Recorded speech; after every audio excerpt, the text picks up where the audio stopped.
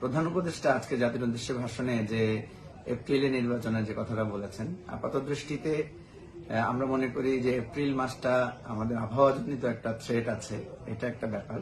তবে উনি যে কথাগুলো বলেছেন যে বিচার, সংস্কার এবং নির্বাচনের প্রয়োজন পরিবেশের জন্য যে রূপরেখা উনি বলেছেন, সেই হিসেবে আমরা মনে করি যে তার উপর আমরা আস্থা রাখতে চাই।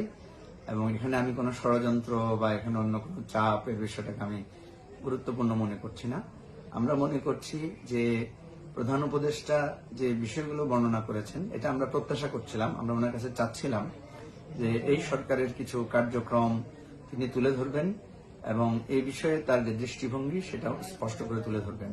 তো সেই বিবেচনায় উনি যে এপ্রিলে নির্বাচনের কথা বলেছেন, আবহাওয়াজনিত একটা অসময়ের প্রসঙ্গ এখানে আছে। তাছাড়া আমরা মনে করি যে আমরা সবাই মিলে যদি ঐক্যবদ্ধ থাকি এবং উনি যে রূপরেখার কথা বলেছেন সেটা যদি বাস্তবায়ন করা যায়, তাহলে এপ্রিলের মধ্যে একটা সুষ্ঠু নির্বাচন হতে পারে বলে আমরা মনে করি।